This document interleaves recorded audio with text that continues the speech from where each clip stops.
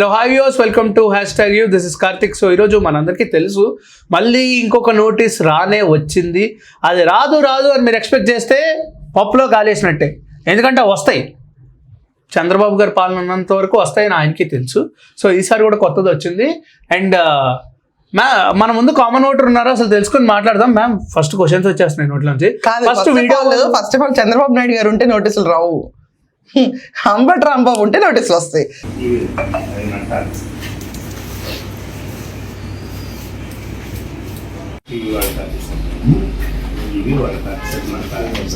Copy తీసుకుంటున్నాను. ఈ 2 copies ఎందుకు ఇవ్వాలి నాకు? I want to know the reason. ఎందుకంటే ఈజ్ బేసికలీ ఇంక నేను చెప్పలేను.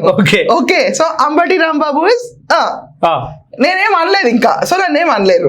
సో అంబటి రాంబాబు జైల్లో ఉన్నాడు కదా.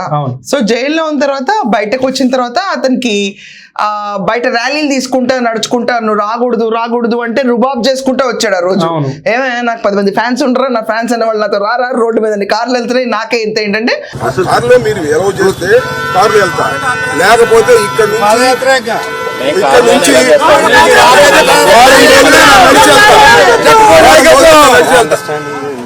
ఇదిగోండి సార్, అనవసరంగా ఇష్యూ పెరిగింది.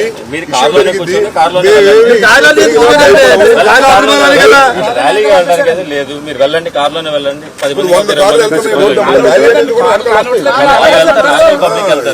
అంబటి రాంబాబు ఆ ర్యాలీ కూడా తీశాడు. కానీ కార్తీక్, ఆ రోజు విచిత్రం ఏంటంటే, ఎవరైనా నేను అనుకున్నాను అదే రాజమండ్రి సెంట్రల్ జైలు నుంచి రాజమండ్రిలో నిద్రపోయి మళ్ళీ వస్తున్నాడు కదా గుంటూరు.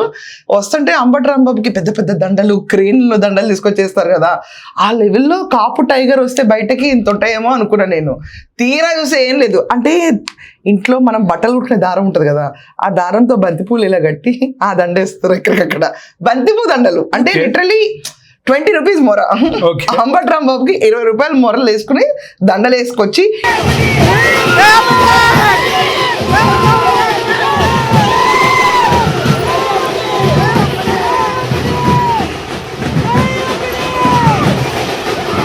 ఈ సీన్స్ ఎత్తారా ప్రతి చోట కొబ్బరికాయ దిష్టి అన్నేదో సాధించుకొచ్చాడు, తాత ఇంటికి వస్తున్నాడు, ఇలా అనుకుంటారు కదా చాలా మంది ఏజ్ వైజ్ గా. సో వాళ్ళ ఏజ్ కావాలి. ఇప్పుడు అంబటి 63, 68, నాకు కూడా తెలియదు, సీనియర్ సిటిజన్ అదే తెలుసు, 60+ మోహన్ చూసే చెప్పచ్చు కదా. పింఛన్ వచ్చే పెన్షన్ వచ్చే నిజంగానే జోక్ అంటారు. సో అంబటి రాంబాబుకి అతను ఏది సరిపడి అతను ఫ్యాన్స్ ఉన్నారు కదా. సో ఆ ర్యాలీ తీసుకొచ్చాడు. ర్యాలీ తీసుకొచ్చిన తర్వాత ఆ వీడియోలో క్లారిటీ లేదు, కానీ మళ్ళీ ఇంకో 40 నోటీస్ వచ్చింది. సో 40 నోటీస్ ఏంటంటే ఇట్స్ బెయిలబుల్ అఫెన్స్, మళ్ళీ పిలుస్తారు కోర్టుకి. ఈ రోజు అంబటి రాంబాబు మళ్ళీ గుంటూరు మొబైల్ కోర్టుకి వెళ్ళాడు. ఆ వీడియో కూడా పెట్టుకున్నాడు. విచిత్రం ఏంటో తెలుసా, కోర్టుకి వెళ్ళేటప్పుడు ఎవరన్నా భయంతో వెళ్తారు, ఏంటి మళ్ళీ నా పైన కేసు ఏంటి, నాకు ఇది కావాలి ఏంటి అని. అంబటి రాంబాబు అలాగా సీరియస్ గా బ్యాక్ పాకెట్ ని దువ్వెని తీసుకుని తలలో నీట్ గా దూకు.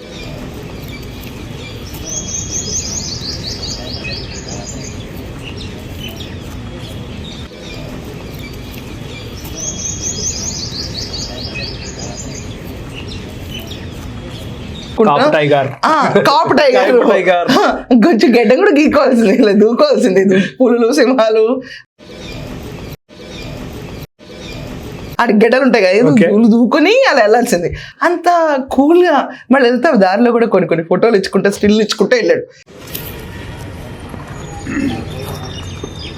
అంబటి రాంబాబు నువ్వు అబ్జర్వ్ చేస్తే జైలు నుంచి బయటకు వచ్చిన తర్వాత ఎక్కడ కూడా అంటే కొంచెం కూడా రెస్ట్ తీసుకోవడానికి వీలు లేకుండా పరామర్శల మీద పరామర్శలు అంటే ఏదో పెద్ద ఆపరేషన్ అయింది. పెద్ద ఆపరేషన్ అయిన తర్వాత బాబుని పరామర్శించాలంటారు కదా, ఆ లెవెల్లో అతనికి వచ్చి అందరూ 18 రోజులు జైల్లో ఉన్నందుకు పరామర్శల మీద పరామర్శలు. అంటే కొడాలి నాని కూడా బయటకు వచ్చి ఆ వికెట్ నేనే నెక్స్ట్ అన్నట్టు చెప్పేసుకుని, వల్లభనేని వంశీ అయితే ఇక నేను రాక తప్పిస్తావది సిచ్యువేషన్లో అందరూ వెళ్తున్నప్పుడు నేను వెళ్ళాలి కదా అని అతను రావటం, ఇలా జనాలు పరామర్శలు వీడియోల మీద వీడియోలు పెడుతున్నాడు.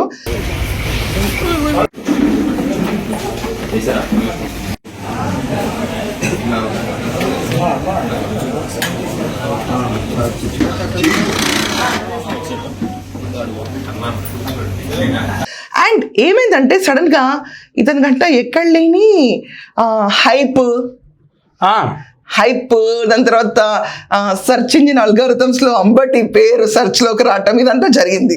ఈ జరిగిన టెన్యూర్లో అంబటి రాంబాబు ఎన్కేజ్ చేసుకుందామని ప్రతిరోజు ఒక ప్రెస్ మీట్ పెడుతున్నాడు, ప్రతిరోజు మాట్లాడుతున్నాడు.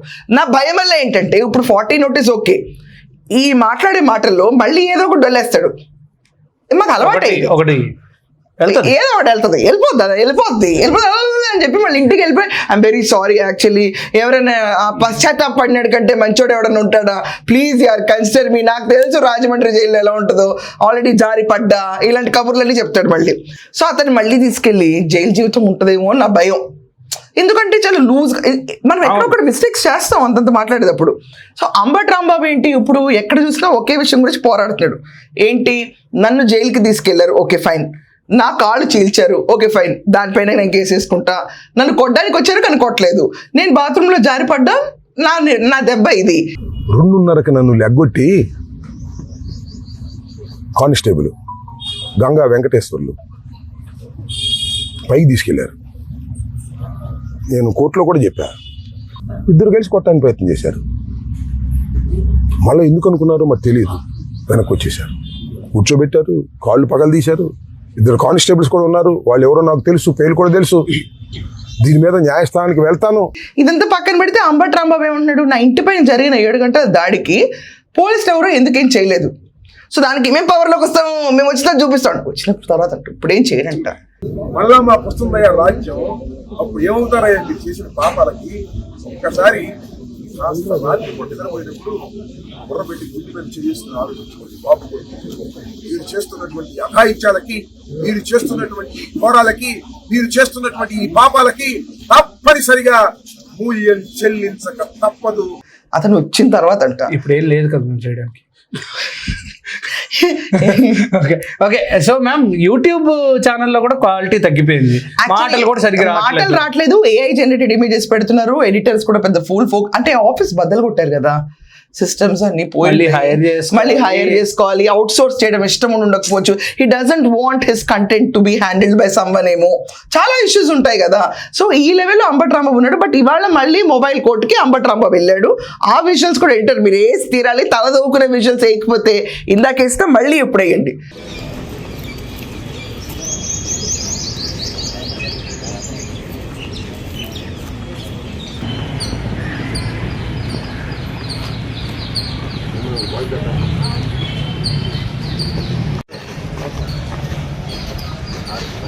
సో అంబటి రాంబాబు ఈ స్ప్రీలో వెళ్తే మాత్రం అతని పైన ఇంకేమన్నా నోటికి వచ్చినట్టు మాట్లాడిన మాటల కేసులు ఏమన్నా పడితే అయిపోయింది.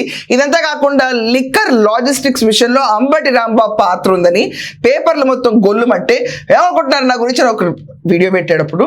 ఒకవేళ ఆ లాజిస్టిక్ విషయంలోనే అంబటి రాంబాబు పాత్ర ఉంటే కనుక చలో రాజమండ్రిలో చెప్పొచ్చా, ఇల్లు వస్తానన్నా అటు అనకూడదు సార్, జైలు దగ్గర ఇల్లు వస్తాను అనకూడదు అన్నారు. ఈ 5 సంవత్సరాలు మళ్ళా పంపిస్తారయ్యా లోకేష్, నేను సిద్ధంగా ఉన్నాను రావడానికి అని కూడా చెప్పా. I don't care. ఇంకా పిటిషన్ రెడీ అవ్వండి. మళ్ళీ అందరికి వచ్చి చామంతి మళ్ళీ కూర్చోరు సార్, మన బంద్ అయింది కదా ఈసారి. ఐ గెస్ March 11th ఏమన్నా ఎక్స్పెక్ట్ చేయొచ్చు. What is 11th? Why is it so auspicious? ఏమో కార్తిక్ అన్నట్టు లిక్కర్ కుంభకోణంలో డబ్బులు దాచిన డెన్ ఓనర్ అరెస్ట్ అయిపోయాడు. మేబీ నువ్వు అన్నట్టు లాజిస్టిక్స్ విషయంలో అది హ్యాండ్లింగే కదా. ఏమో March 11 అయితే కార్తిక్ నిన్ను తీసుకెళ్ళిపోయి అందరూ వేరే తిలకాలు దిద్దాలి, ఇంకా నువ్వు డేట్ అనౌన్స్ చేసావు కాబట్టి.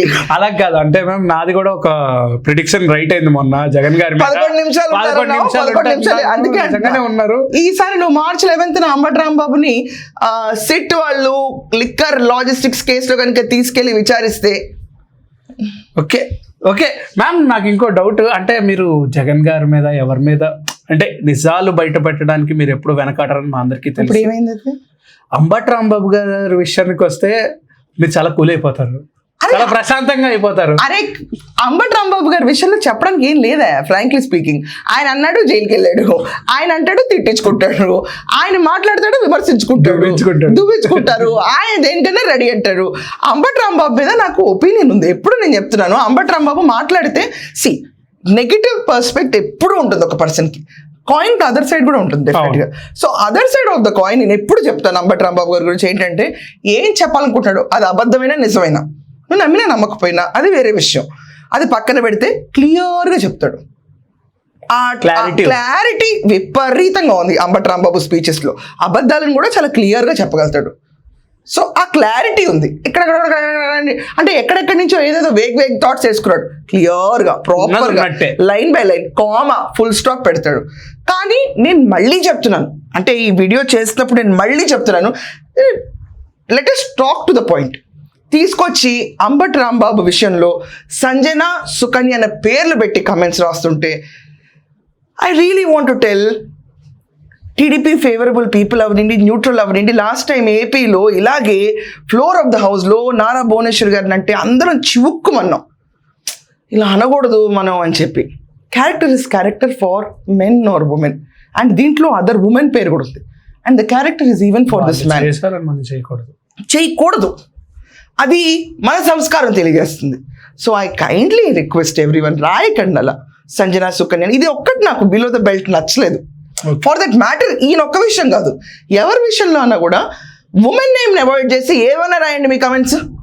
ఉమెన్ ని, పిల్లల్ని వద్దు, అది మన సంస్కారం కాదు. ఒకవేళ నిజంగా సంజన, సుకన్య అనే పేర్లే ఉంటే వాళ్ళ విషయం ఏం జరిగిందో ఎవరికి తెలియదు, బట్ వాళ్ళు ఎందుకు హర్ట్ అవ్వాలి అండ్ ఇతను ఎందుకు ట్యాగ్ అవ్వాలి? I really don't like this. But apart from this, Ambati ఈరోజు మొబైల్ కోర్టుకి వెళ్ళాడు. ఓకే, సో విన్నారు కదా సార్, మీరంటే నాకు చాలా ఇష్టం, మీరు ఏదో నన్ను తప్పుగా అనుకోమాకండి. అంబటి గారు నేను కూడా మీ ఫ్యాన్, విషయం మర్చిపోకూడదు. ఫ్యాన్స్. మరిన్ని అప్డేట్స్ తో మీ ముందు ఉంటాం. అంటే keep watching #you. This is Karthik signing off.